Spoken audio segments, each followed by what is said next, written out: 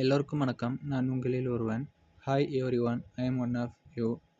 இன்றைக்கி வீடியோவில் நம்ம என்ன பார்க்க போகிறோன்னா, ஏர் ட்ரையர்னால் என்ன, அது எப்படி வேலை செய்யுது அப்படிங்கிறத பற்றி, அதை எப்படி பராமரிக்கணுங்கிறத பற்றியும் உங்களுக்கு நான் இந்த வீடியோவில் இன்றைக்கி விளக்கி சொல்ல போகிறேன். முதல்ல ஏர் ட்ரையர்னால் என்ன?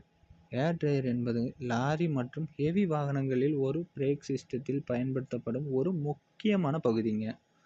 இது கம்ப்ரஸரால் உருவாக்கப்படும் காற்றில் இருக்கும் ஈரப்பதத்தை நீக்கும். சரிங்களா?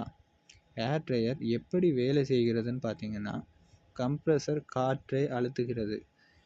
லாரியின் கம்ப்ரஸர் காற்றை எடுத்து தட்டி உயர் அழுத்த காற்றாக மாற்றுகிறது.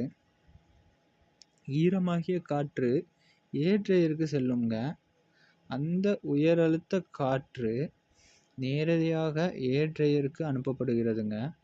சரிங்களா? ஏர் ட்ரையர் உள்ளே இருக்கும் டெசிகண்ட் மெட்டீரியலுங்க.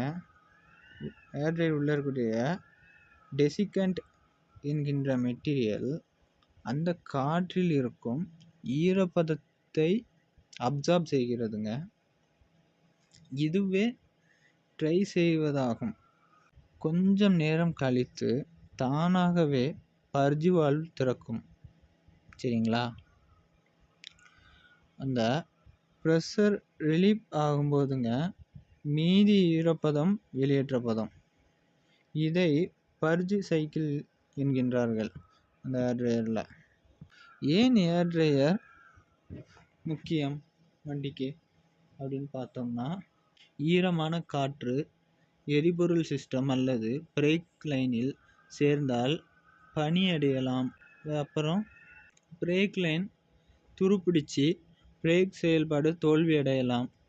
அப்புறம் ஏர் ட்ரையர் இல்லை என்றால் பிரேக் சிஸ்டம் மிகவும் ஆபத்தாக மாறக்கூடும். சேவை மற்றும் பராமரிப்பு குறிப்புகள் என்னலான்னு நான் உங்களுக்கு சொல்கிறேன். ஒவ்வொரு 6 மாதத்திற்கு ஒரு முறை ஏர் ட்ரையரை சரி பார்க்கணுங்க. அப்புறம் டெசிகண்ட் ஃபில்டர் அதிக ஈரப்பதம் சேர்ந்திருந்தால் மாற்றிவிட வேண்டுங்க. அப்புறம் பர்ஜி வால்வு சரியாக வேலை செய்கிறதா என்பதையும் சோதிக்க வேண்டும் நம்ம.